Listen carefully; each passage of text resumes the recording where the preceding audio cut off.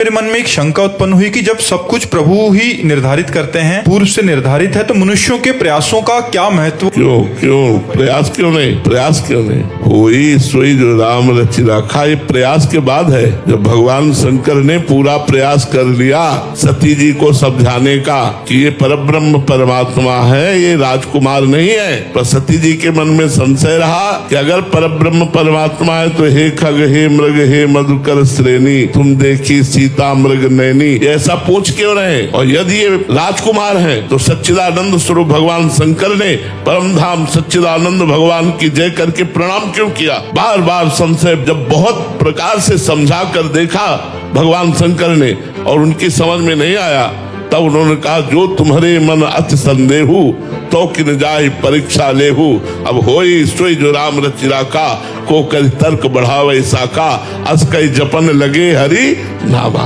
बात समझो, कहीं की टांग और कहीं का हाथ जोड़ोगे तो बात नहीं बनेगी। उस प्रसंग को समझिए। बहुत प्रयास करने के बाद फल में हम ये सोच सकते हैं होई सोई जो राम रचि राखा। अच्छा, अब जो आपने कहा सुनो भरत भावी प्रबल बिलख कहो मुनिनाथ, हानि लाभ जीवन मरण जस अपजस विध्यात, ये फल पर है, क्रिया पर नहीं है। हम क्रिया कर रहे हैं और उसके फल में हानि आनी है या लाभ आना है, ये भगवान जाने, ये हमारे भाग्य का विधान होगा, लेकिन क्रिया तो हमको करनी है।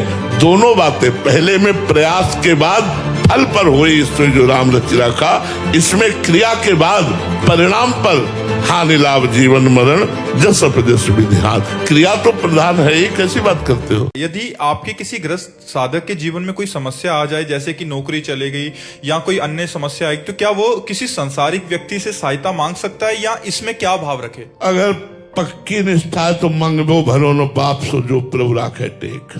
अगर भगवान से टेक है तो मेरी नौकरी छुड़वा दिए, मैं भूखा रह करके तुलसी दल और चरणामृत से काटूंगा, लेकिन किसी से मांगूंगा नहीं। तुम्हारी करज हो तो हमें जिलाना, हमारे परिवार को जिलाना। निष्ठा इसे कहते हैं। अब इतनी निष्ठा ना हो तो मांग लो, इतनी निष्ठा ना हो तो मांग लो। और अगर निष्ठा है तो आप देख लेना, सब ठीक हो जाएगा। उसको देर नहीं लगती, उस एक एक सेकंड आपकी चित्तवृत्ति को देख रहा है। जिस समय आप भगवत भरोसे हो जाएंगे सब ठीक हो जाएगा, सब चलने लगेगा। वो कैसे चलाता है वो वाणी का विषय नहीं। बार बार अपने सत्संग में कहते हैं कि गले तक तलवार आएगी बट आके हार बन जाएगी। हाँ, अगर मांगना तो भगवत चरणारविंद की आसक्ति वाले पुरुष को तो उचित नहीं है। अगर मांगना ही है तो फिर प्रभु से मांगो ना, नौकरी छूट गई व्यवस्था करो, लेकिन आप नहीं करोगे तो हम दूसरे की तरफ देखेंगे नहीं। मर चाहे शरीर जाए, भूखों मर जाए, पर हम किसी से मांगेंगे नहीं। ठाकुर जी आप देख लो, तो 2-4 दिन देखेंगे भूखे रख के, और जब देखेंगे कि नहीं यार पक्का है तो व्यवस्था कर देंगे। अर्जी मेरे पति पुलिस में हैं, कह रहे कि वो अभी अपना कार्य जो भी हैं वो खुद करना ज्यादा पसंद करने लग गए हैं। जैसे अपने कपड़े धोना, बर्तन साफ करना, खाना भी कह रहे मैं सीखने लग गए हैं कि मैं खुद भी श्री जी के लिए बनाऊंगा। बट कह रहे मैं पत्नी का जो कर्तव्य है उससे वंचित सी हो रही हूँ। तो हाँ नहीं ठीक है। जैसे कई बार सत्संग में कहा है, जब तक अपना शरीर काम करे तो अपने शरीर की दिनचर्या दूसरों से नहीं करानी चाहिए। वो आपके पति करना सीख रहे हैं, बहुत अच्छी बात है। आपको जो सेवा मिले कीजिए, उनको बाधा मत पहुंचाइए। वो साधना में अगर तत्पर हो रहे हैं तो बहुत अच्छा है। आपका जो पातिव्रत धर्म है, आप उनके अनन्य रहिए और उनके सुख में निमग्न रहिए। अगर वो कपड़ा धो रहे हैं और आपको लग रहा है कि हम सेवा करें, तो प्रार्थना कर दीजिए कि एक दिन आप धो लिए, बकाया रोज हम धो देते हैं। अगर वो कहते नहीं हम धो रहे हैं, तो उनके सुख में सुखी रहिए, उनकी राजी में राजी रहिए, उनको विघ्न न पहुंचाइए। इससे आप पर भी कृपा होगी। बहुत अच्छे हैं आपके पति, जो स्वयं में ऐसी संतों की वाणी को धारण करते हैं। क्योंकि जैसे आज्ञा हुई है कि साधक जन जब तक शरीर स्वस्थ है तब तक अपनी सेवा किसी से ना कराए। कितना बढ़िया है। आज झगड़ा इसी बात में होता है। धन्य है जो स्वयं वो अपने हाथ से कार्य कर रहे हैं, और आपको सहयोग देने के लिए अवसर तो बहुत मिलेंगे, और आप उनकी अनन्य भावना से,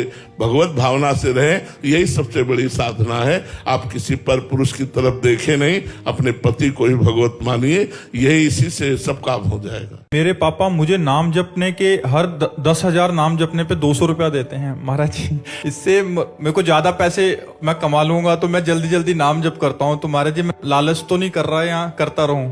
बहुत धन्यवाद। और आपके पिताजी को भी धन्यवाद, जो आप अपने बच्चों को सत्मार्ग में लगाने के लिए ऐसा दुलार करते हैं, प्रलोभन करते करते हैं। हर माता पिता को ऐसा ही करना चाहिए कि आज हम तुमको आइसक्रीम पवाएंगे, तुम बैठ करके 1000 राधा नाम जप करो। देखो आज हम तुमको अमुक जगह ले चलेंगे घुमाने, आप 2000 राधा नाम जप करो, बैठ करके हमें दिखाओ काउंटर में जप के। अगर 2000 बार तुम राधा नाम जप करोगे तो तुम जो चाहोगे हम तुम्हें ला के दे दे। ऐसे प्रलोभनों के द्वारा यदि हम भगवत भक्ति की शिक्षा दे, वही धन्य है माता पिता, वही धन्य है नाम जापक बालक। नाम प्रसंग कहे तु प्रदेश, जाया धर्म धन्य सो देश, धन्य सो कुल जय जन्म भयो, धन्य सो तात धन्य सो माय, संत सकल सुनो चित लाए।